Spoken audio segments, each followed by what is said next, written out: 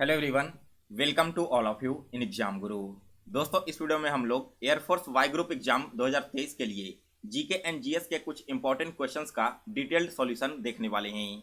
दोस्तों, ये सारे के सारे सेलेक्टेड क्वेश्चंस है और हूबहू यही सारे क्वेश्चंस आपको आने वाले परीक्षा में अलग अलग शिफ्टों में देखने को मिलेगा। सो गाइज, वीडियो को लास्ट तक जरूर देखें और अगर आप इन सारे क्वेश्चन का पीडीएफ फाइल डाउनलोड करना चाहते हैं तो पीडीएफ फाइल आप मेरे टेलीग्राम चैनल से डाउनलोड कर लेना। टेलीग्राम चैनल का लिंक मैंने इसी वीडियो के डिस्क्रिप्शन बॉक्स में दे दिया है। वीडियो स्टार्ट करने से पहले दोस्तों एक छोटी सी इन्फॉर्मेशन है आप सभी के लिए। अगर आप इस बार वाई ग्रुप एग्जाम में अपीयर होने जा रहे हो और आपको GK GS and current affair subject में प्रॉब्लम हो रही है तो दोस्तों इसी एग्जाम के लिए एक इंपॉर्टेंट ई बुक लॉन्च किया गया है जिसमें 1000 से भी ज़्यादा selected questions Hindi and English दोनों लैंग्वेज में आपको मिल जाएगा। और अगर आप इस ई बुक को एक बार पढ़ लेते हो तो आने वाले पेपर में आपको जीके जीएस और करंट अफेयर्स के लिए कहीं से भी कुछ भी पढ़कर जाने की जरूरत नहीं पड़ेगी। सारे के सारे क्वेश्चंस आपको डायरेक्टली इसी ई बुक से मैच होते हुए दिखेंगे। इस ई बुक को परचेज करने के लिए आप मेरे व्हाट्सएप नंबर 9430042848 पर मैसेज कर देना।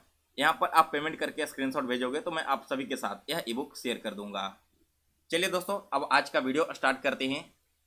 पहला क्वेश्चन आप सभी के सामने स्क्रीन पे है।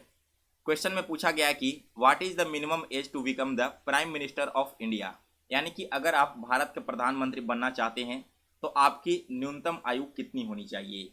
दोस्तों, यहाँ पर जो भी क्वेश्चंस मैं आज आपको करवाऊंगा ना, ये सारे के सारे क्वेश्चंस ऑलरेडी एयरफोर्स में रिपीट हो चुके हैं और इसमें से भी 50% से ज़्यादा क्वेश्चंस आपको फिर से इस बार के भी एग्जाम में रिपीट होते हुए देखने को मिलेगा। आप कमेंट करके बताओ जल्दी से कि प्राइम मिनिस्टर बनने के लिए मिनिमम एज रिक्वायर्ड कितना होता है। तो इस क्वेश्चन का राइट आंसर होगा दोस्तों 25 ईयर्स। ठीक है, अगर आप एक मेंबर हो लोकसभा के तब आपकी उम्र मिनिमम 25 साल की होनी चाहिए, तभी आप प्रधानमंत्री बनोगे। और अगर आप एक राज्यसभा के मेंबर हो तब आपकी न्यूनतम उम्र 30 साल होनी चाहिए। तो यहाँ पर एक कंडीशन लग जाता है। अगर क्वेश्चन में डायरेक्ट पूछ लिया जाए कि प्रधानमंत्री बनने के लिए न्यूनतम उम्र क्या चाहिए, तब तो राइट आंसर हो जाएगा 25 ईयर्स। लेकिन क्वेश्चन में साथ में कंडीशन जोड़ दिया जाए, जैसे मान लो यहाँ पर दे दिया जाए कि आप एक राज्यसभा के मेंबर हैं और आप प्रधानमंत्री बनना चाहते हैं तो आपकी मिनिमम एज क्या होनी चाहिए। इस कंडीशन में 30 ईयर्स होनी चाहिए और अगर आप एक लोकसभा के मेंबर हैं तब आपकी मिनिमम एज 25 ईयर्स होनी चाहिए। तो ये दोनों डिफरेंस आप लोग ध्यान रखना, एग्जाम में क्वेश्चन आए तो कंफ्यूज मत हो जाना। चलिए अब आगे बढ़ते हैं दूसरे क्वेश्चन की ओर। दूसरा question, the McMahon line is between the border of which two countries, यानी कि जो मैकमोहन रेखा है वो किन दो देशों के बीच की सीमा रेखा है। दोस्तों, यह मैकमोहन लाइन इंडिया और चाइना के बीच का बॉर्डर लाइन का नाम है, यानी कि ए ऑप्शन इस क्वेश्चन का करेक्ट आंसर है। इसके अलावा दोस्तों इंडिया और पाकिस्तान के बीच बॉर्डर लाइन और इंडिया और अफगानिस्तान के बीच बॉर्डर लाइन, ये दोनों नाम भी आप लोग याद रखना, एग्जाम में कई बार पूछा जा चुका है। तो दोस्तों इंडिया और पाकिस्तान के बीच में जो लाइन बनी थी ना, इस लाइन को नाम दिया गया था रेड क्लिफ लाइन। और इंडिया एंड अफगानिस्तान के बीच में जो लाइन बनी थी, इस लाइन को नाम दिया गया था डूरंड लाइन। आगे बढ़ते हैं अब अगले क्वेश्चन की ओर। नेक्स्ट है हमारा क्वेश्चन नंबर 3। दोस्तों थर्ड क्वेश्चन एयरफोर्स में बहुत बार रिपीट हो चुका है और 100% गारंटी के साथ मैं आपको बोल सकता हूं कि इस बार भी आने वाले किसी न किसी शिफ्ट में इस टॉपिक से आपको क्वेश्चन देखने को मिल जाएगा। तो सारे इंपॉर्टेंट पॉइंट्स यहाँ पर मैं आपको कवर करवा दे रहा हूँ। अगर आपको याद नहीं होता तो आप इसे एक बार नोट डाउन कर लो, आने वाले एग्जाम के लिए बहुत ज़्यादा इंपॉर्टेंट है। क्वेश्चन में पूछा गया कि who was the first women president of Indian national Congress, यानी कि भारतीय राष्ट्रीय कांग्रेस की पहली महिला अध्यक्ष कौन बनी थी। दोस्तों इस क्वेश्चन का राइट आंसर है ऑप्शन नंबर सी, जो एनी बेसेंट है वो भारतीय राष्ट्रीय कांग्रेस की पहली महिला अध्यक्ष बनी थी। इसके अलावा दोस्तों और क्या क्या क्वेश्चन यहाँ पर पूछा जा सकता है। तो पहला क्वेश्चन पूछा जाएगा कि आईएनसी के पहले प्रेसिडेंट कौन बने थे। तो इनका नाम है दोस्तों WC बनर्जी। अगर पहले प्रेसिडेंट के बारे में पूछा जाए तो पहले मुस्लिम प्रेसिडेंट के बारे में पूछा जाए तब आपको बताना है यहाँ पर बदरुद्दीन त्याबजी।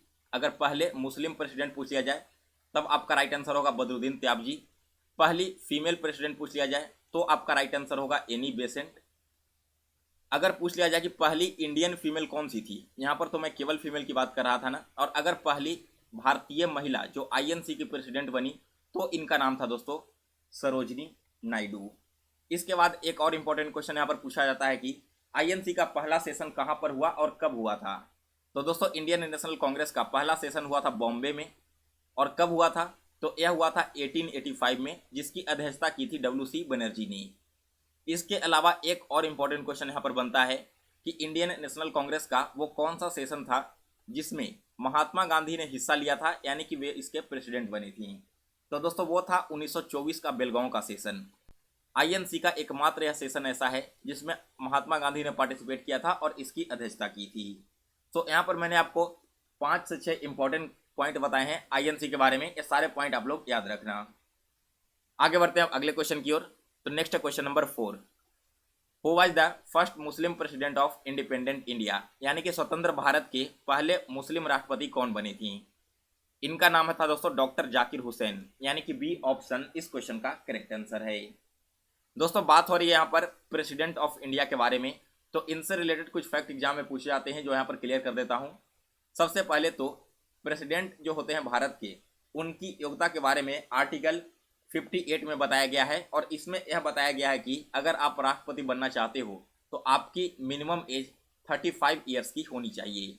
तो एक पॉइंट आपका यहाँ पर निकल कर यह आ गया कि राष्ट्रपति बनने के लिए न्यूनतम उम्र क्या चाहिए, तो राइट आंसर होगा 35 ईयर्स। फिर इसके बाद है कि राष्ट्रपति को जब हटाना होता है तब कैसे हटाया जाता है।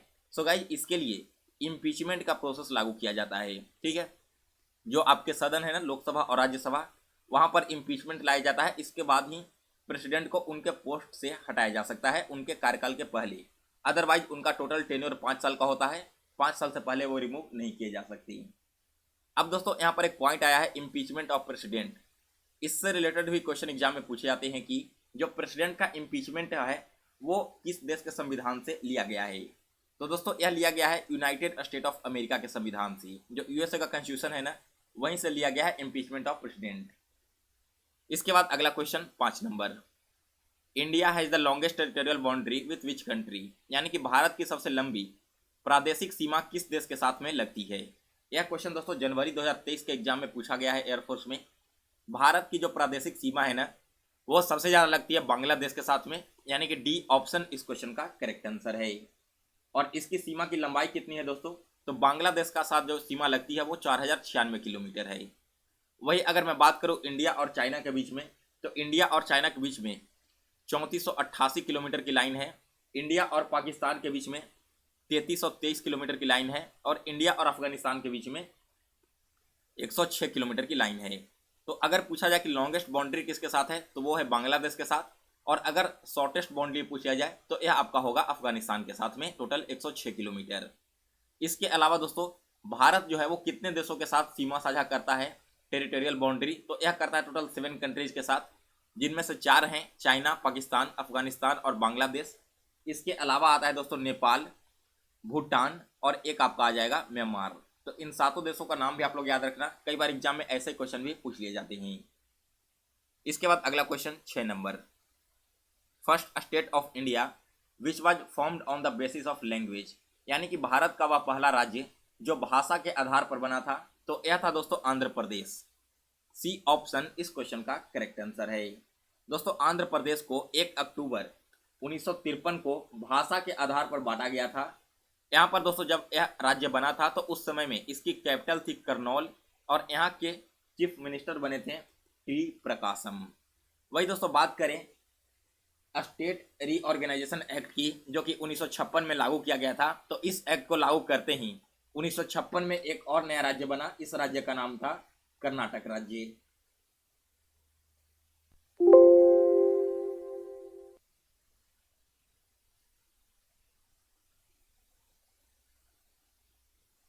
चलिए आगे बढ़ते हैं अगले क्वेश्चन की ओर। तो next question number 7, what is the life span of RBC. RBC को दोस्तों रेड ब्लड कॉर्पस्कल्स कहा जाता है। आरबीसी का लाइफ स्पैन कितने दिनों का होता है, तो यह होता है लगभग 120 दिनों का, यानी कि डी ऑप्शन इस क्वेश्चन का करेक्ट आंसर है। वही दोस्तों बात करें डब्ल्यूबीसी यानी कि वाइट ब्लड सेल्स की, तो इसका जो लाइफ स्पैन है वो लगभग 13 से लेकर 20 दिनों का होता है। वही दोस्तों एक और सब्सटेंस पाया जाता है ब्लड में, जो कि है ब्लड प्लेटलेट। तो दोस्तों इस ब्लड प्लेटलेट्स का जो लाइफ स्पैन है वो लगभग 3 से लेकर 5 दिनों का होता है। यहाँ पर दोस्तों जो वाइट ब्लड सेल्स होते हैं ना, इसे हम लोग ल्यूकोलाइट्स के नाम से भी जानते हैं।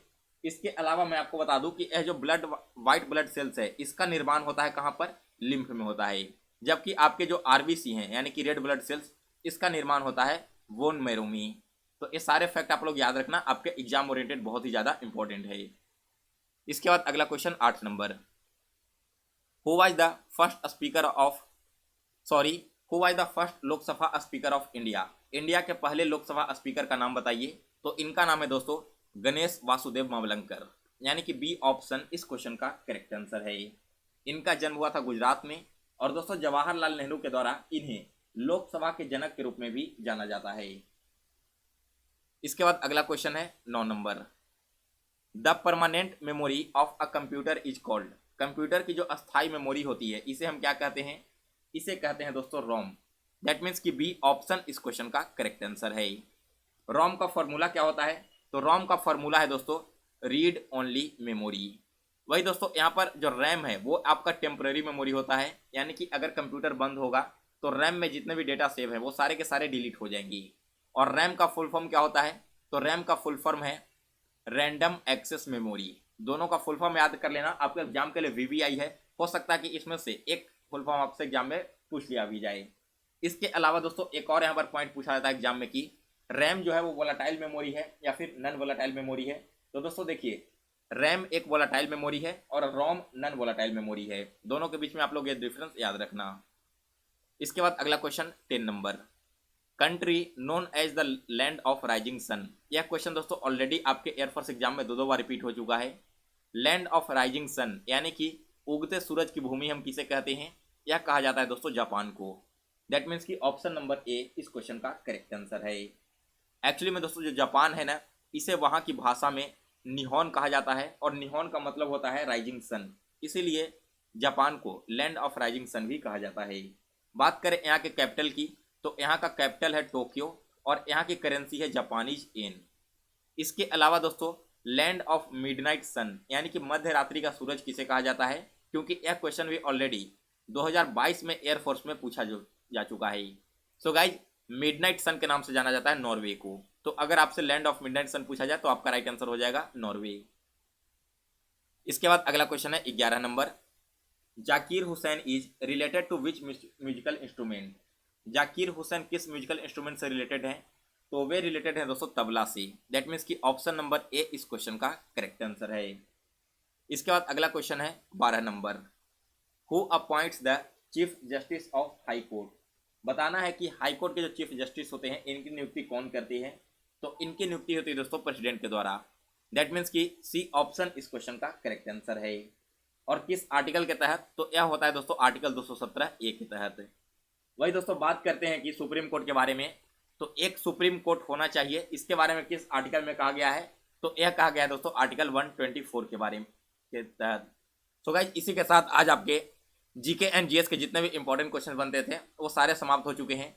अगर आपको आज का यह वीडियो पसंद आया हो तो इसे लाइक और शेयर करें।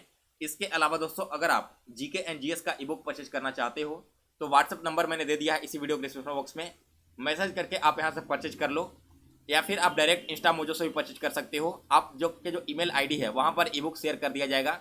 इंस्टा मोजो से भी परचेज करने का लिंक मैंने इसी वीडियो के डिस्क्रिप्शन बॉक्स में डाल दिया है। मिलते हैं दोस्तों फिर से एक नए वीडियो में, तब तक के लिए जय हिंद जय भारत।